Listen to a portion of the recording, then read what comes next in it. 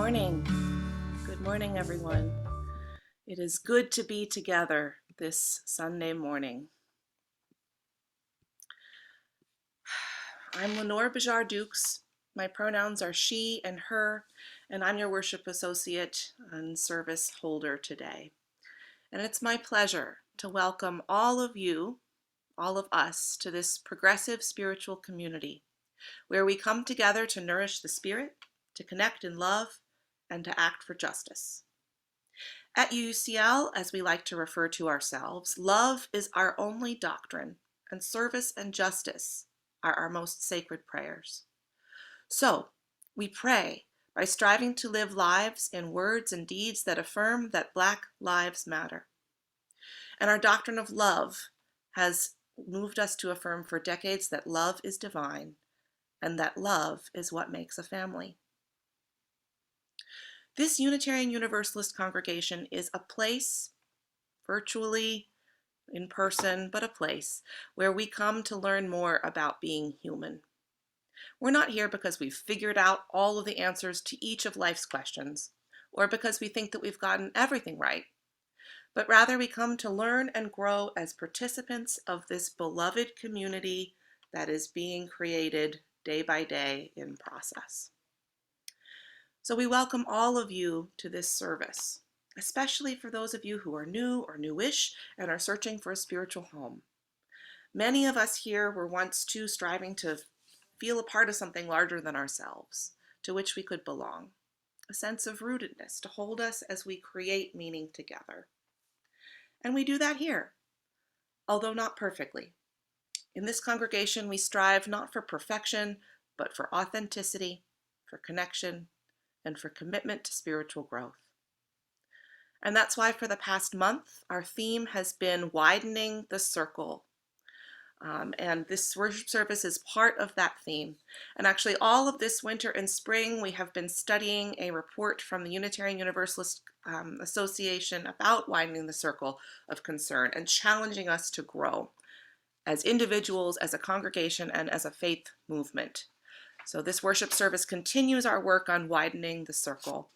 And in fact, it connects us to the Unitarian Universalist Association. So we have a very special worship service this morning that has been created by faith leaders, justice leaders from all across this country and beyond, who are part of the web of associated congregations in the Unitarian Universalist Association. And it's a celebration of our 30 days of love, which for Unitarian Universalists is a special period of time in January and February. So we come together as a congregation knowing that it is important for us to see one another's faces or to be in one another's presence here on Zoom, and also at least a few times a year knowing that it is very important for us to connect to that wider web of like-hearted, if not always like-minded people, to connect in love and to act for justice. So, whether it's your first time here at UUCL or your 500th time, we hope that you will find questions here that stretch you, people to befriend you. Please do stay after for our social time of connection and for a workshop, and progressive spiritual values that challenge you to join us in loving boldly, living justly, and welcoming radically.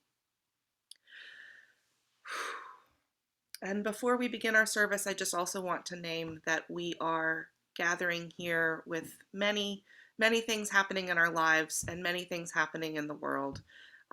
And we will all light a chalice together. You'll be invited to light your home chalice together by our worship leaders this morning, our national worship leaders.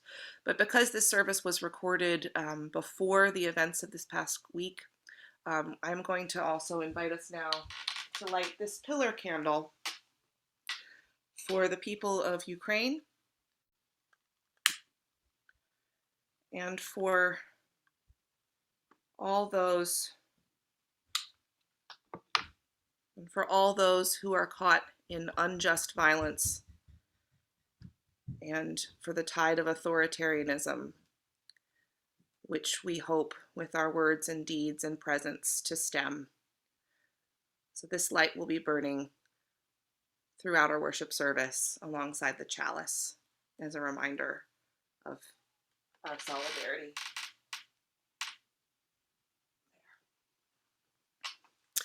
I now invite us to take a breath, arrive here, to look around if you can, share a little wave with the people on the screen that you can see. And if your video's off, to send some love to those folks. If you're joining us on Facebook, to send some love to the wider community of which you are a part. As we enter into sacred space, let's let our national movement of justice and faith leaders lead us into that sacred space together.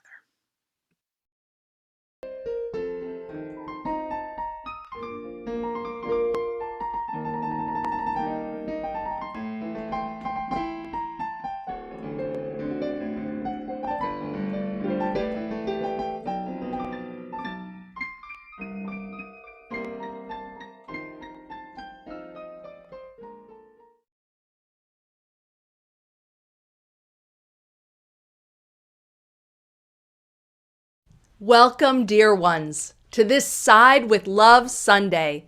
This worship service is the capstone to this year's 30 Days of Love, which is our annual opportunity to collectively nurture our spirits, deepen our understanding, and side with love by living out our values as we work together for collective liberation.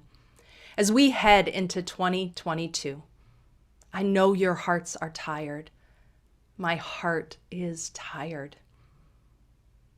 Here we are 2 years into this global pandemic that has taken so many lives and caused so much isolation and hardship for all of us, but especially for those who were already impacted by systemic inequity and oppression.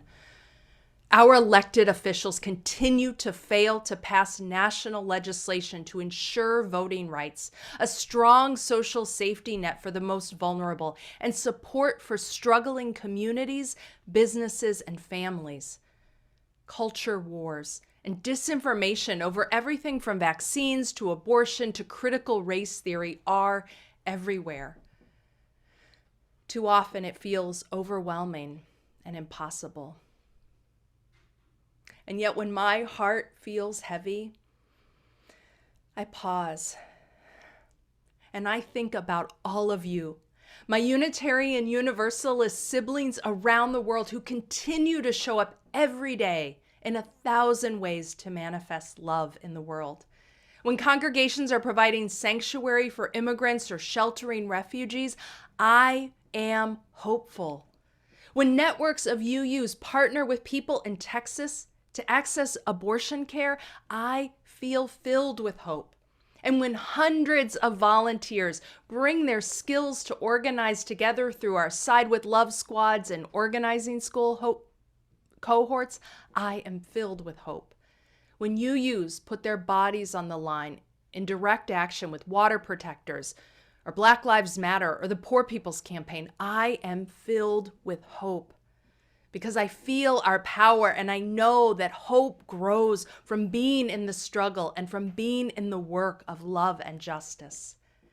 So however you come to the work of being human right now, exhausted, frustrated, angry, generous, inspired, on fire, focused, despondent, struggling, passionate, however you come to the work of being human right now, as you are willing, as you are able, I invite you to bring your spirit, to open your heart and to lean into the callings of love and justice, and lean into the power and strength of your wider faith community, of all of us as Unitarian Universalists.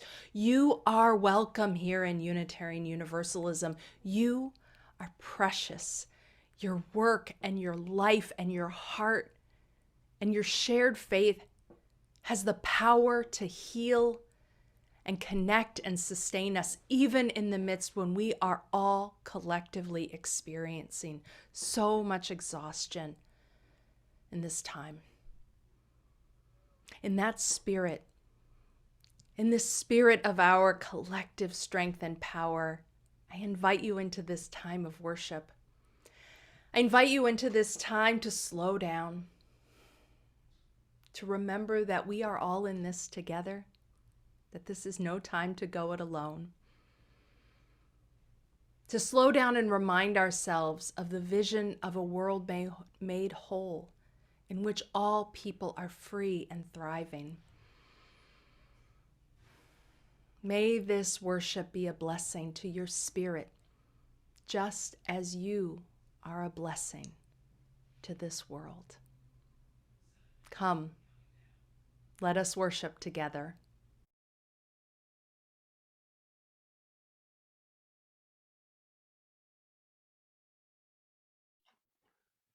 Grace and peace to you. What a joy and an honor it is to have this opportunity to share with each of you on this sturdy day of love service.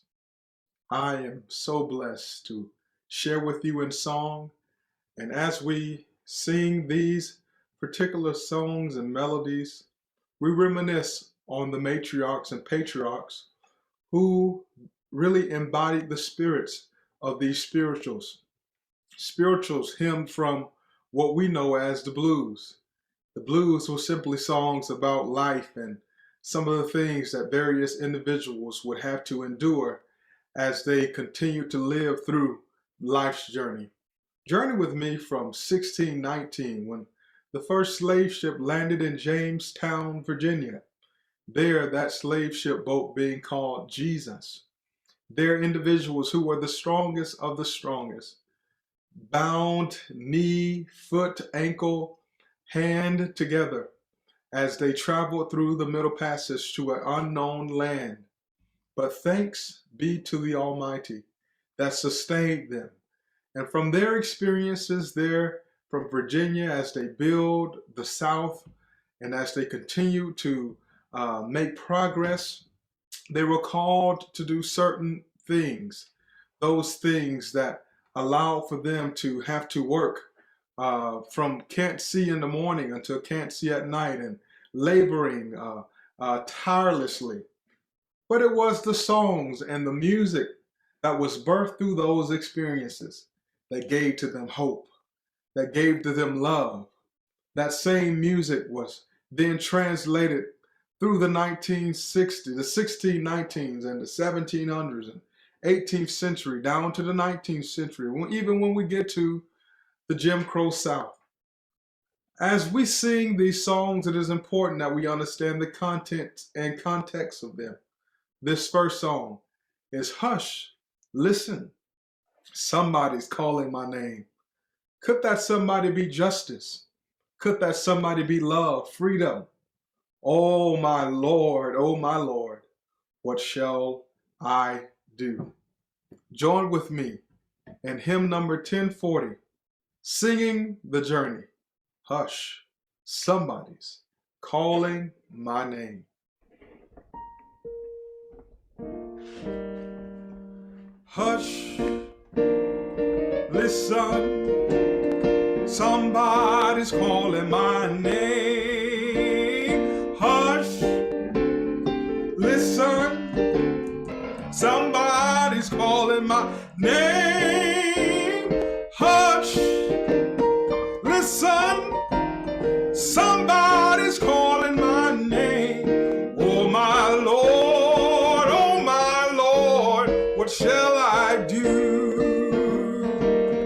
Well, it sounds like freedom. Somebody's calling my name. Well, it sounds like freedom. Somebody's calling my name. It sounds like freedom. Well, somebody's calling my name. Oh my Lord, what shall I do? Well, it sounds like justice. Somebody's calling my name. Well, it sounds like justice. Somebody's calling my name. It sounds like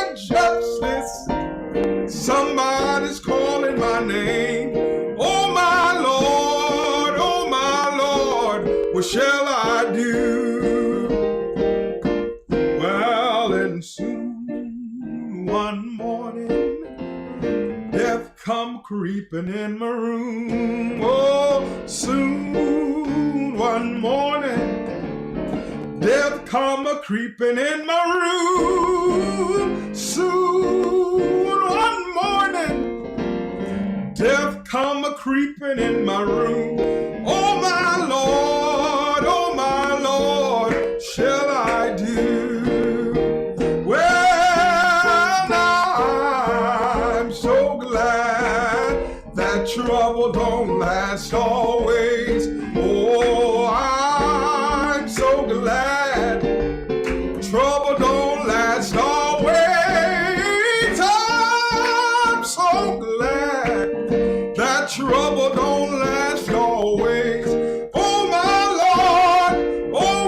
Lord, what shall I do?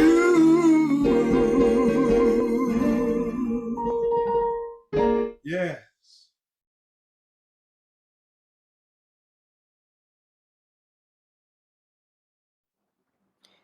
Before we touch the match, before the chalice is lit, we remember the potential for the flame is always there. Even when the wick is stiff, the wax smooth and solid, the candle remembers what it is to burn.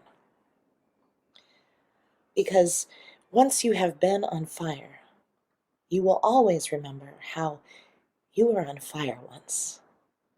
And some part of you will always know all it would take is one spark for the flame to leap and dance again, for you to burn clear and bright in the soft velvet darkness. The potential for more love, too, is always there. Even when the losses are too great to bear, the weariness bone deep and stretching forward and backward through time and the generations, the heart remembers what it is to love. Because once you have been in love with a person, a patch of earth, a vision of freedom for your children's children, you will always remember how you were loved, how you were love once. And all it would take is one connection, one act of grace or selfless courage for you to be loved back into being, clear and bright, abundantly, fiercely, lovingly alive.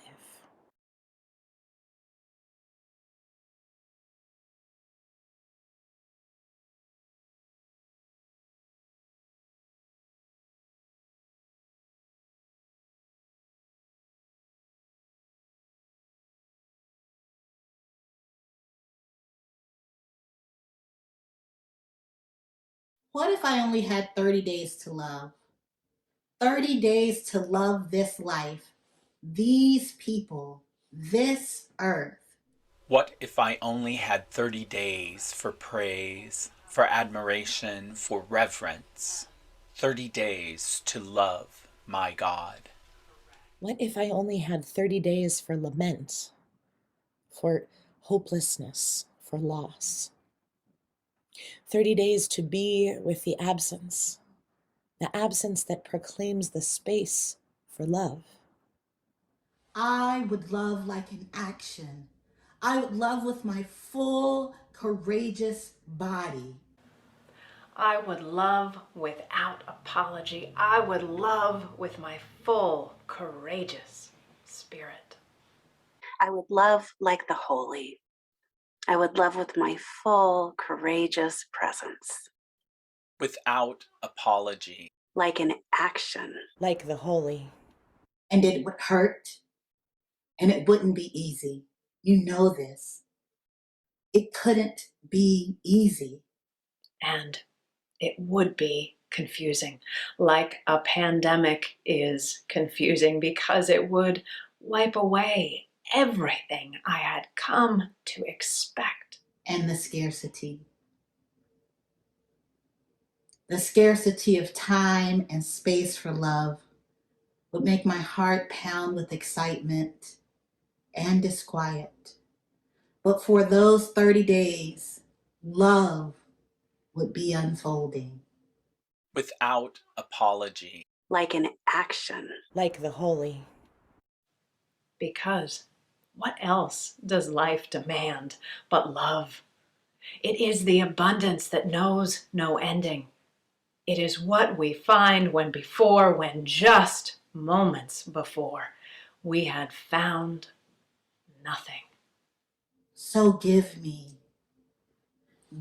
us 30 days to love, and you will know our abundance, our unfolding.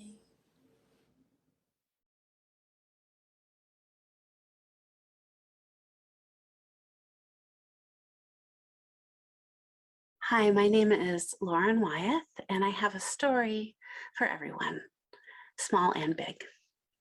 And it's kind of a small story about a small thing that my son invented. And at first I thought that maybe it was too small of a story to share here. But Adrienne Marie Brown is a big thinker and writer with a big heart and a big imagination and big ideas. And she says, small is good. Small is all. And I think that's true about this lesson that my son taught me. So here's the story. When Ames was very small, oh my goodness, he was such a cuddly kid. He had a lot of big feelings and he was very expressive. But sometimes when he would get hurt or frustrated, those big feelings would be too much for him and he would get overwhelmed by them. And he wouldn't want to be around anybody. So he'd run off on his own and hide rather than let anybody help him. He'd rather be somewhere where no one could find him and know how upset he was than have someone witness what he was feeling. It was almost like if somebody saw how he felt, it made the big feelings even harder for him to bear. So this one time I saw Ames fall and get hurt and go off on his own. And I wanted to help, but I didn't want to intrude.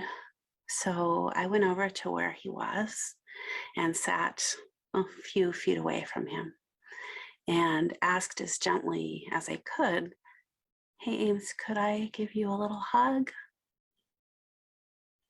And he said no by shaking his head. But then without saying anything else, he turned and moved a little toward me and he went like this. And I took my pointer finger and reached back toward his. And we sat like that for a minute with our fingers touching until he was ready to talk. He didn't want a big response. He didn't want a lot of attention. He didn't want everyone coming over and giving him advice, trying to help in a loud way. He just needed this small gesture, this finger meeting finger. We needed to start there. So this small act became a thing between us that helped us over and over again as Ames was growing up. And it didn't just help him, it helped me too. I remember one time when I was quite sick and I'd been in bed for a couple of days and I was not even really feeling well enough to talk. And I heard the door open and Ames crept into my room. And then I felt a little finger on my finger. And he stayed there beside me for a few minutes. And that was the most comfort that I had felt during that whole time I'd been sick. It was so sweet that he showed up in that way with that little act of love. And then when he got older, when he was a teenager, sometimes we couldn't seem to agree on just about anything. But if we were in the middle of a conflict and one of us would go like this, the other one would always reach back. It was like we had this unspoken pact that if someone did this, you had to meet them there. You had to match that little act of love. You had to slow down. We had to remember that, of course, we love each other. Of course, we're on the same team. Of course, we can get through this. We can figure it out together. That little act was really a helpful starting point for us many times. Small is good. Small is all. That's true in a lot of situations. It's true in our justice work, too, for example. When big things, really big things, aren't fair or right in the world, we might think that a small act doesn't have that much importance or isn't that useful. We think bigger is better. Of course, we want love and liberation right now. You know, we want a world where everyone knows they're loved and shows love for the earth and the animals and one another. But in our big world, there are so many ways we are not all free. We don't all have what we need. We don't all feel like we belong. There are so many things that need fixing that it's tempting to lose hope, to believe that there aren't enough people who care, that the amount of love that I have to give won't be enough, won't make a difference. How can I do anything that's going to help anyway? We can't use love, it is true, to heal an illness. We can't just use love to magically clean a polluted river. Love isn't going to just change unfair laws or remove barriers that make it hard for people to vote. But remember, small is good, small is all.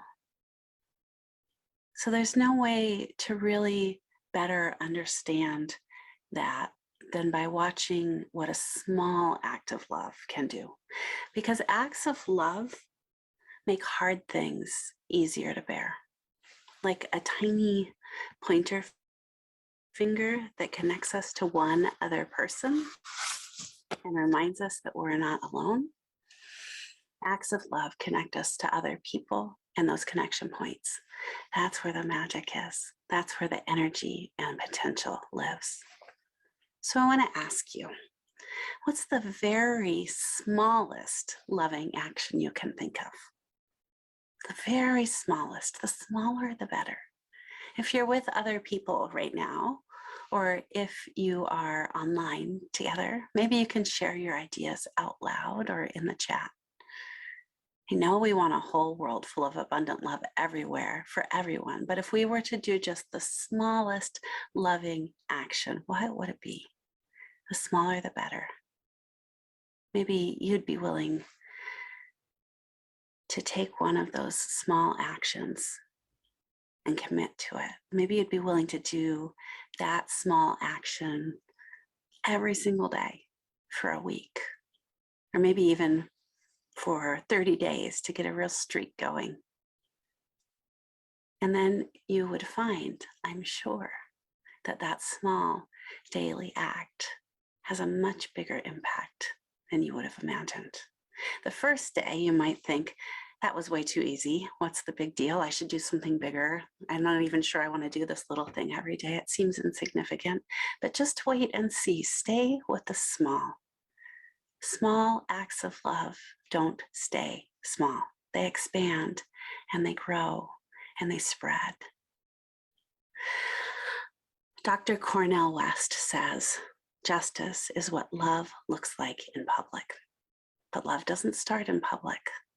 Love starts between you and me. Small is good. Small is all. Let's start there. Love and community starts between you and me, and you and you and you.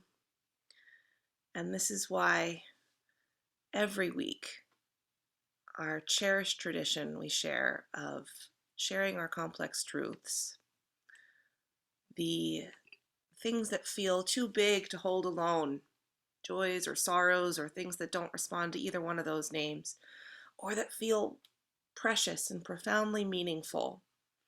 They are all welcome in our well of community. They're all welcome here. So first I will read a few of the acts that people have thought about, and then I'll invite you to put your complex truth, what you're bringing on your heart this morning, into the chat in 15 words or less for Ellie to read out loud. But first, let me read a few of the small acts that people have put in the chat. A smile, moving the laundry forward to the dryer while a loved one is away, listening carefully, fresh pot of coffee, space, phone call, meditation. These acts weave a community of love. So, as we put our complex truths into the chat, those things that make up the well of community and the well of our lives, I will first pour some water for complex truths that are on the hearts of many of us. This is for the people of Ukraine, the people of Russia, who are perhaps many of whom not behind the war of aggression that their repressive leader has started, and the people striving to figure out what to do.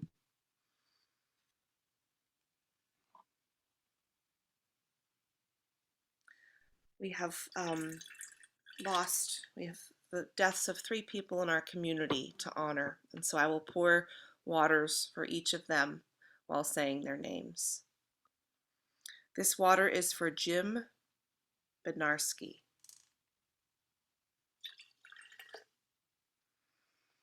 for Rebecca Bruns, for Margaret Myers,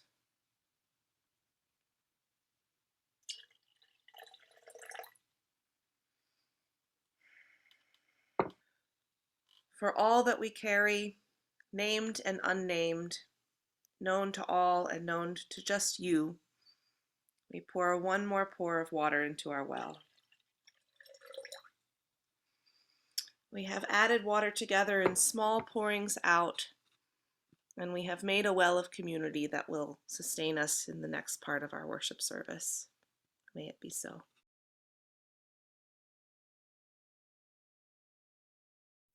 I would like to invite you all into the space of focus, calm, meditation, contemplation, and what many others call a deep ask of prayer.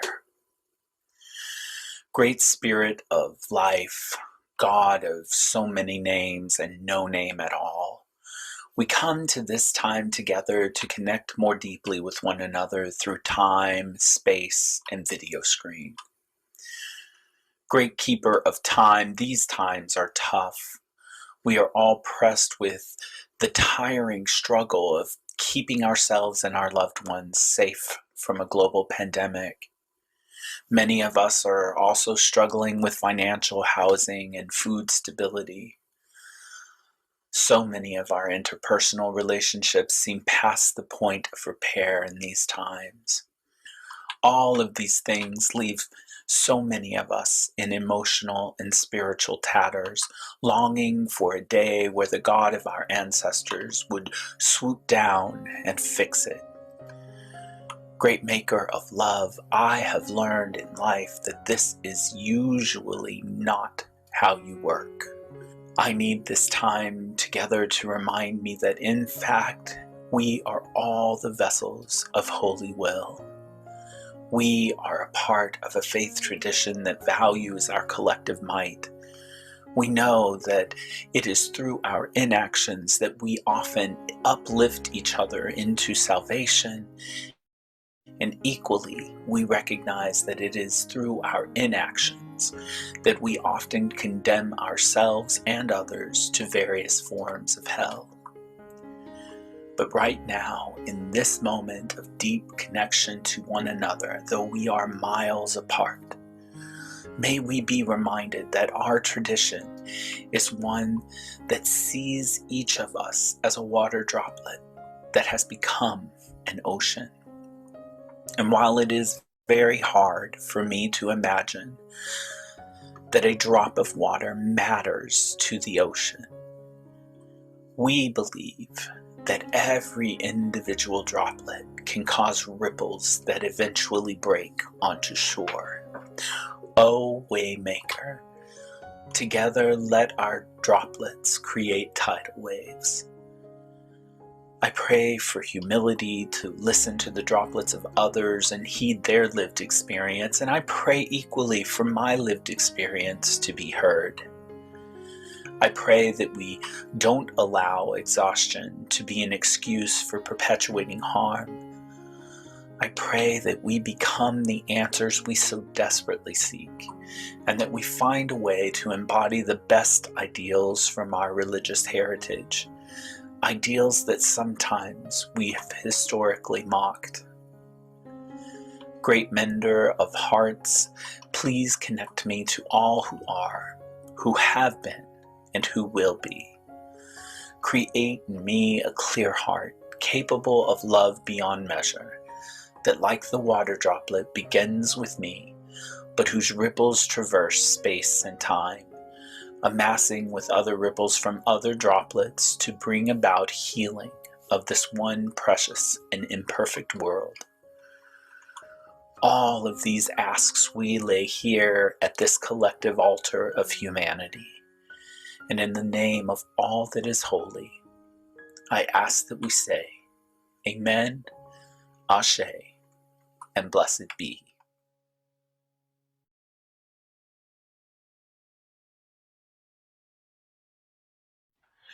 As we continue to celebrate and remember and to recall, although we celebrate a celebrated journey of individuals who endured many trials and tribulations, it is proper and befitting that we pause and reflect on those who were separated from their families, their mothers, their fathers, their kindred, many of them to never see them ever again in life. And through the heartbreak and disappointment of that separation, the songs that spoke to their spirit, that really embodied how they felt in that moment, were recorded. And we lift them today in memory of those individuals, those souls, those unsung heroes. Would you reflect with me on a familiar song? Sometimes I feel like a motherless child. Page 97, singing the living tradition. Sometimes I feel like a motherless child, a long way from home.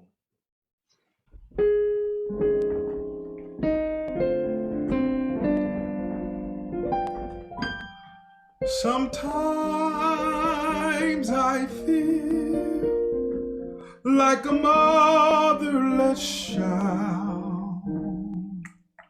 Sometimes I feel like a motherless child. Sometimes I feel like a motherless child, a long way from home. Sometimes I feel like I have no friend. Sometimes I feel like I have no friend. Sometimes I feel like I have no friend. A long way from home, a long way from home, a long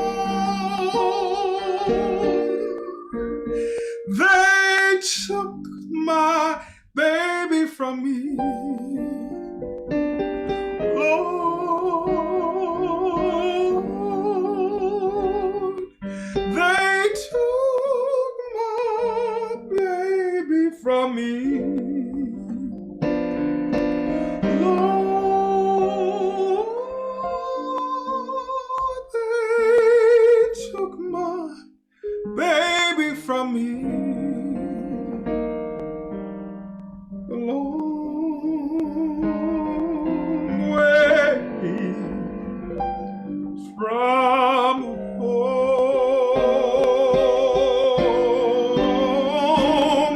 Sometimes I feel like I'm almost gone. Sometimes I feel like I'm almost gone. Sometimes I feel like I'm almost gone. A long way from home. Well, a long way from home.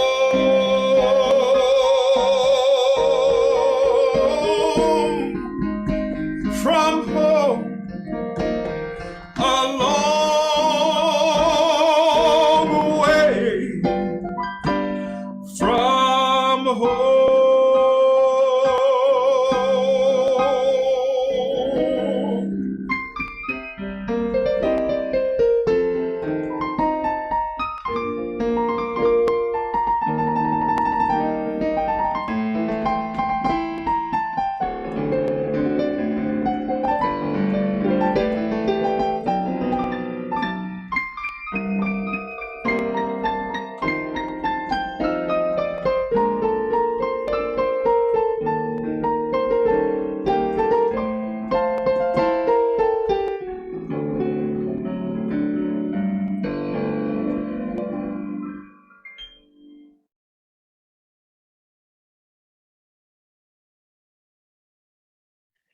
In the midst of the hardest days, shaped by the most tedious of moments, when the heart breaks open and the spirit is weary, speak to me of love.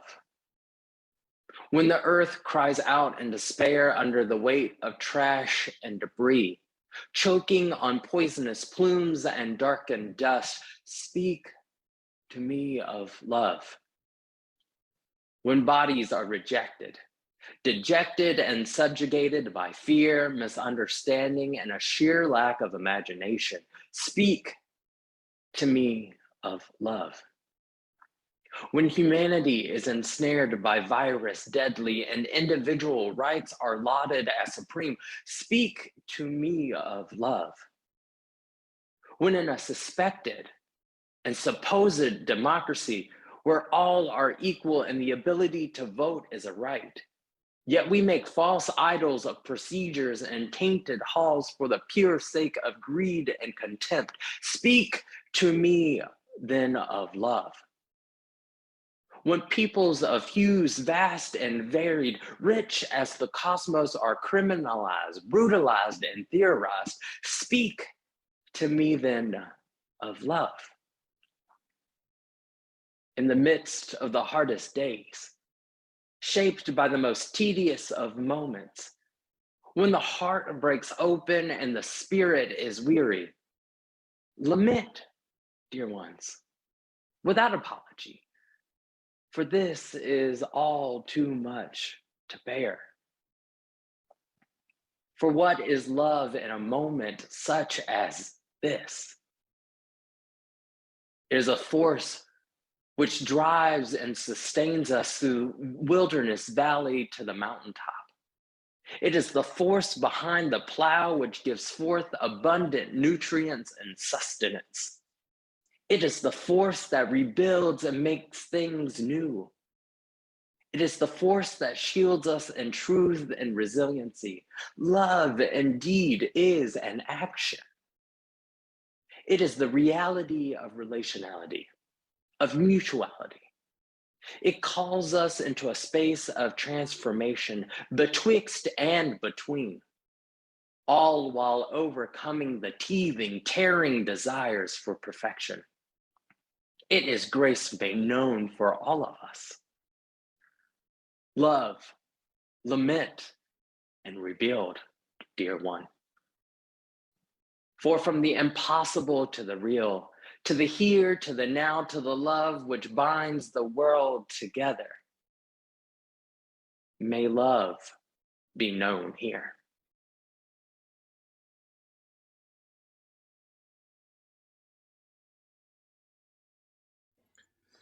As we prepare to go to the sermon, we'd like to invite you to sing this wonderful hymn of the church, There is More Love Somewhere. Indeed, we all have our responsibility to find that, to search that, to embrace it. So let us join together and sing this wonderful song found on page 95 in the Singing the Living Tradition hymnal. There is more love somewhere. I want to invite you and your homes, your families, to join us. Our families here, we're going to sing together. Join us today as we sing, There is More Love Somewhere.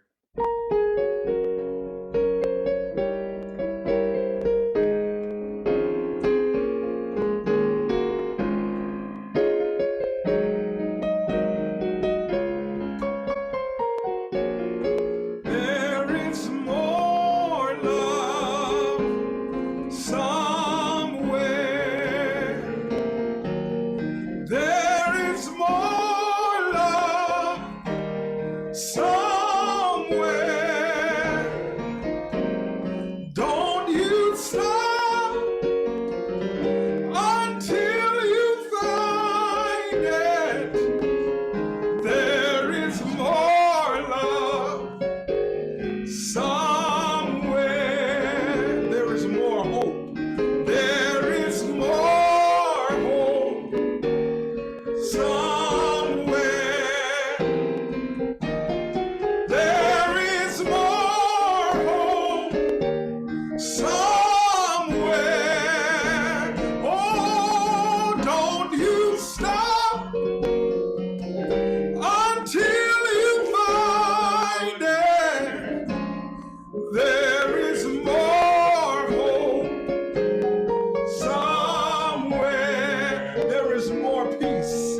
There is more peace somewhere. Oh, there is more peace somewhere. Oh, yes. And don't you stop, my, until you find it. There is more peace somewhere. There is more joy. There is more joy somewhere. There is more joy somewhere. Oh, don't you stop until you find it. There is more joy. There's more love.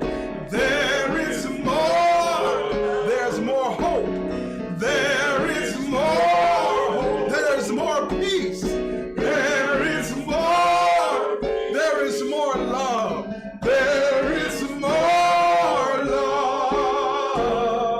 somewhere.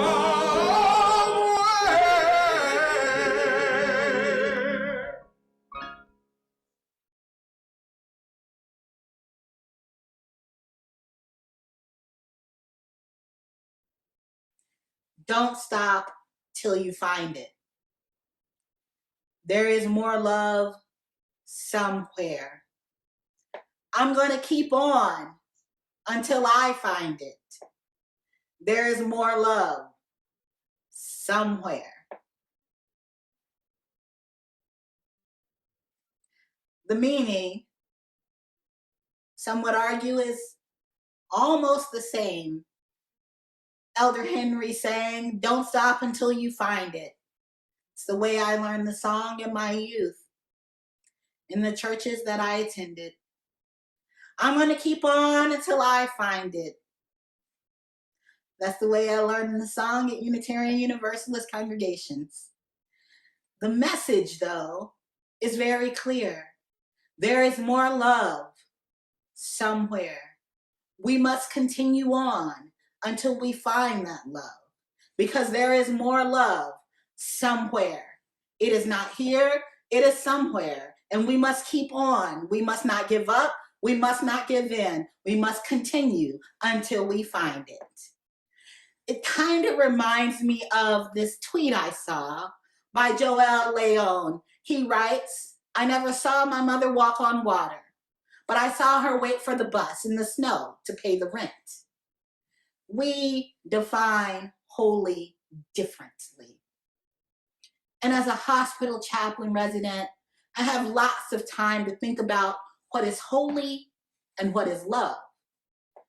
One of my favorite daily duties is joining my voice, thoughts, prayers, and intentions with those of my chaplain colleagues all over the world as we read the prayer requests that have accumulated in the prayer boxes stationed around the hospital from the night before. Some of these requests come from the same people, and we find ourselves transported to them in our daily conversation of lament and thanksgiving, while others are often scribbled and shoved into the box in hopes that something or someone can slow it down or make it stop. Something can shield them from impending doom, as if they are hoping that we chaplains have been equipped with a sort of prayer shield or maybe a love shield that can shield them and theirs from it. And as I make my rounds, I hear people searching for the holy in their hospital rooms when they plead for a cure for what afflicts them. And sometimes I hear people utter a prayer for the holy, for intervention, for help, right before they receive the news of a loved one's death. I see people experience a heaping portion of the holy as they come through horrendous accidents, astonished when they find that they are only a little worse for the wear. And of course, in those moments, everyone seems pretty clear that there's some type of something holy or big that just happened.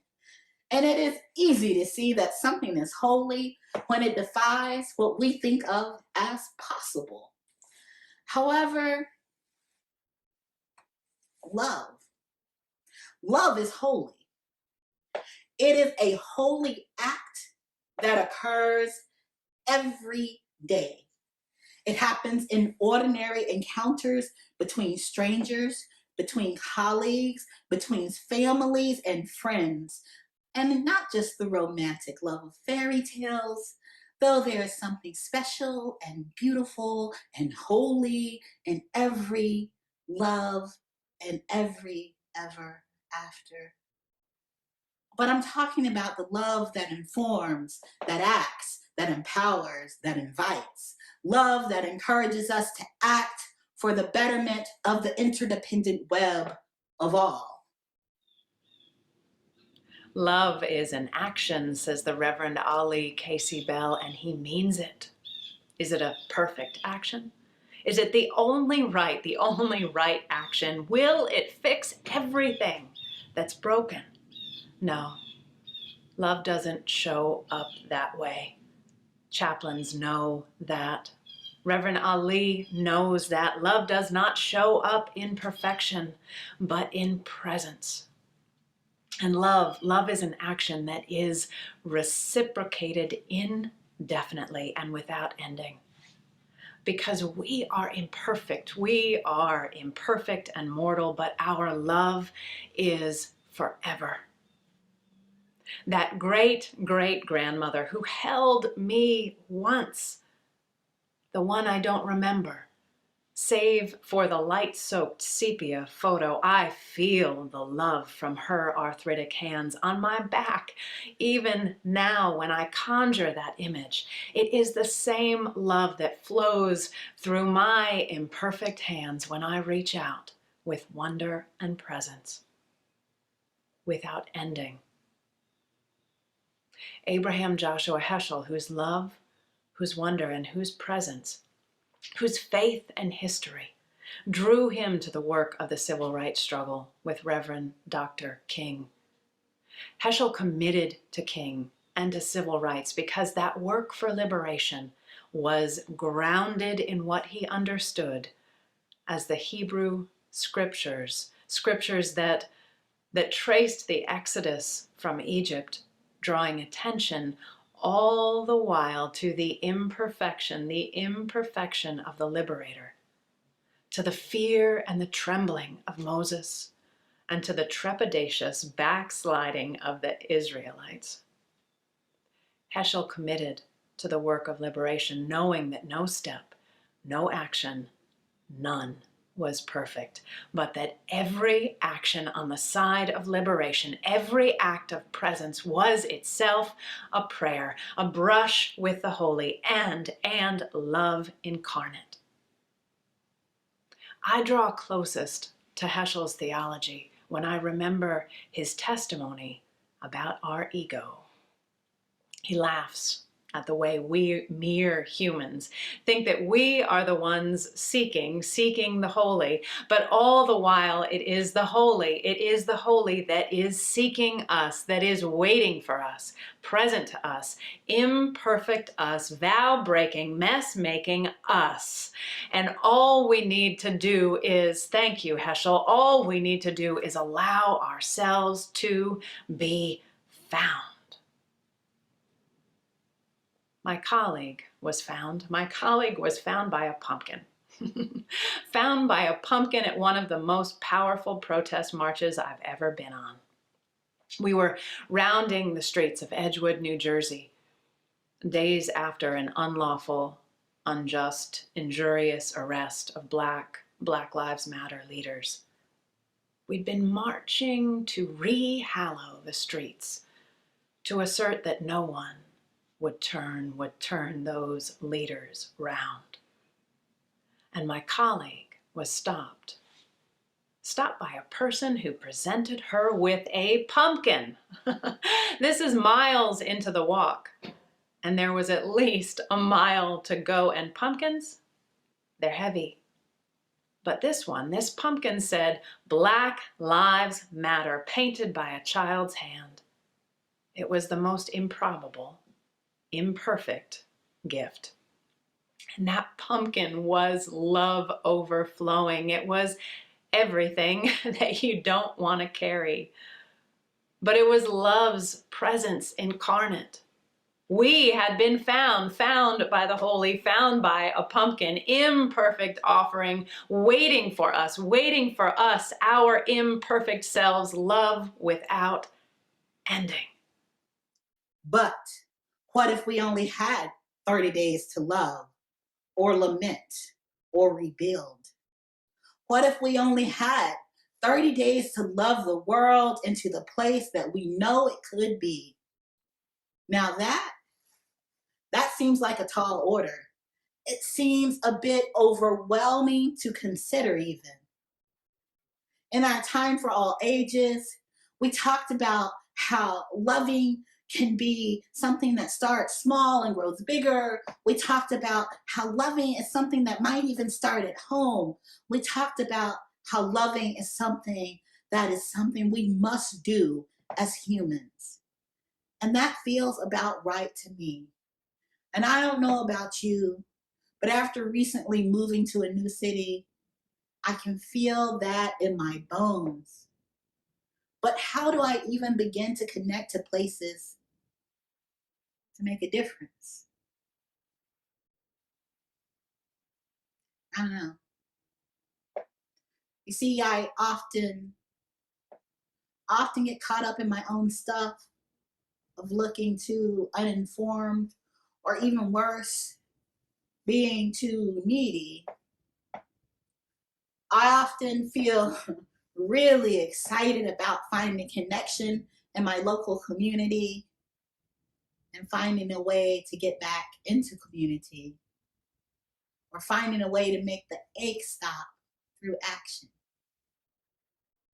You know the ache, right? That feeling when you read, listen, watch the news, and you are just immersed in the vastness of all that is unjust, all that is wrong, all that needs people to care, people who desire to bring forth change and to create change. Yet there often seems to not be enough resources, people, not enough care, not enough love. That pernicious cynicism can creep in and act as an immobilizer to my very real desire to act. Does that happen to you?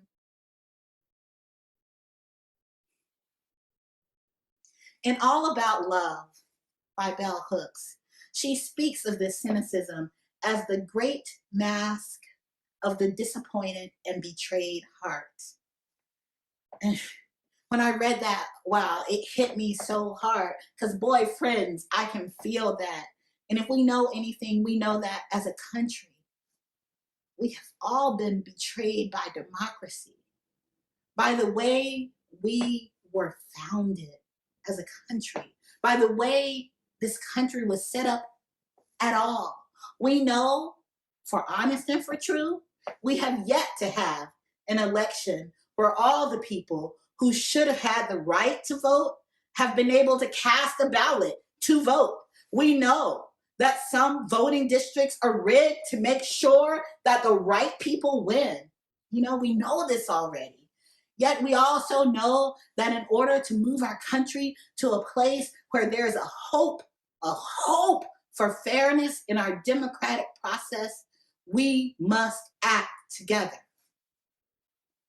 We have to move beyond our discomfort and connect. And now is the time to act. So, whether your aim is to reform the system, or whether your aim is to tear it down and start it over, there is a place for you in this cacophony of loving witness. The decision to side with justice in all of its forms is loving and holy. The decision to side with justice in all of its forms is loving and holy. We have to. And Bell Hooks invites us, she says, to begin by always thinking of love as an action rather than a feeling, she explains, is one way in which anyone using the word in this manner can automatically assume accountability and responsibility. Imagine an accountable and responsible way of loving. We are often, she continues to say, taught we have no control over our feelings, yet most of us accept that we choose our actions, that, she says, intention and will inform what we do. We also accept that our actions have consequences. And she's right. So, with that framework in mind, if we only had 30 days to love, we would have just enough time to make a real connection, just enough time to act, just enough time to look too eager, to be too cynical, to get disappointed, and to remember that our actions have consequences. and we are accountable for them. Love is an action. And as our dear departed Thich Nhat Hanh has shared, my actions are my only true belongings. Imagine that you only have 30 days to love. 30 days to act your love. That is not enough time to get it perfect. Barely enough time, even to attempt to get it right. And aren't those some of the most treacherous stumbling blocks that befall us, Unitarian Universalists, that befall me so incredibly? That seeking after perfection, that craving after getting it right, the right words, the best action, rather than getting active imperfectly because there is no other way than imperfectly when we are human. 30 days to love is plenty of time to let go of those impossibilities of perfect and always just right, and to let love find you. Plenty of time to be present to those who are aching, to scrawl your love on a pumpkin, to defend what you mean when you utter the prayer democracy. Plenty of time to offer your imperfect self for love's unfolding. Plenty of time to let the holy find you in your imperfection, in the work and in the action. Amen.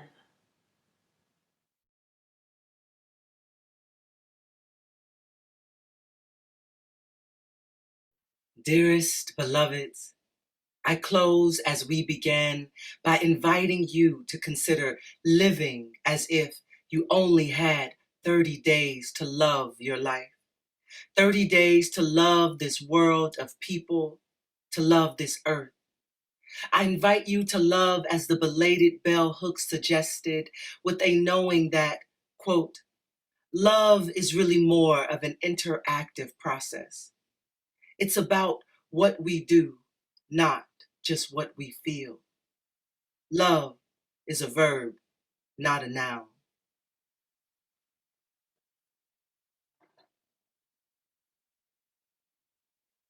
Live on the side of love.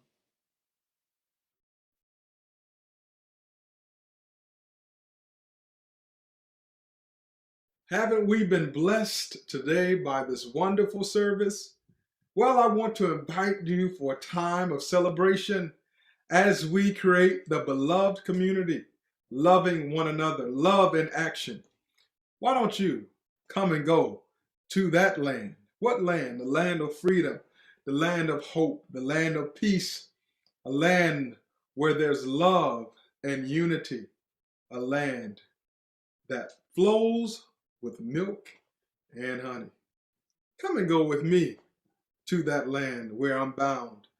This song, in the context of which it was produced, spoke of that land, a place where racism and sexism and all the isms that seem to divide and separate us were no longer existed.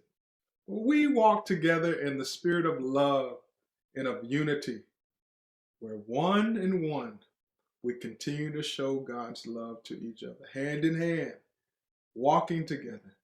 Come on. It's an open invitation.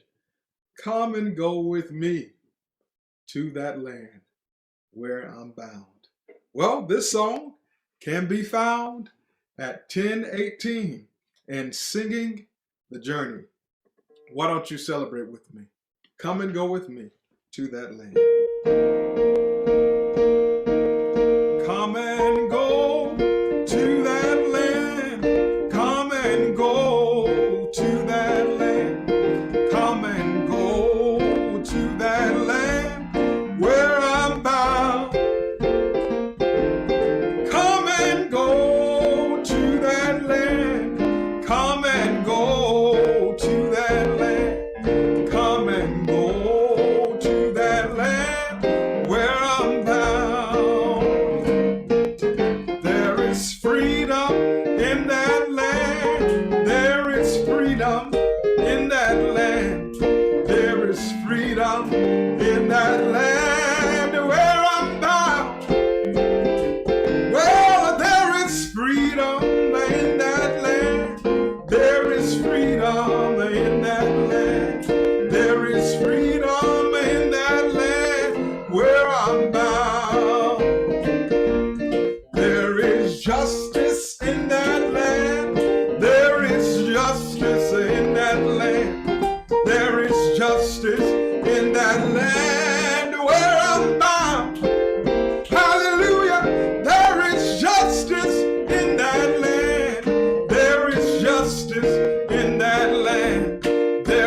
justice in that land where I'm bound.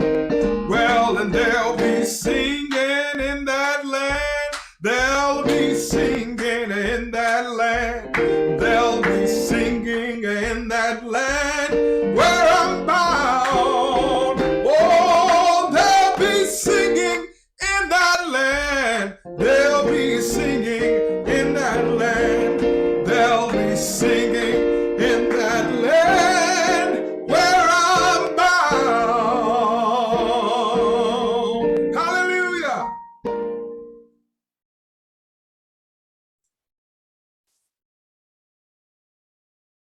We're grateful to the UUA for providing this powerful service today. Our service is nearing its end, but shortly our time together will extend into announcements and then breakout rooms and our story sharing workshop. Please stay tuned in. We now take an offering as an outward expression of our interdependence within this church and in the wider community. You can support our work as you are able by texting the amount of your donation to the number on your screen, or through the Contribute tab on our website at uuclonline.org.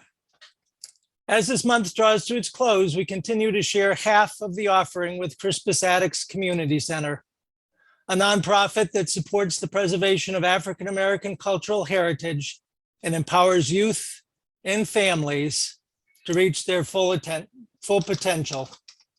Please give generously. Thank you.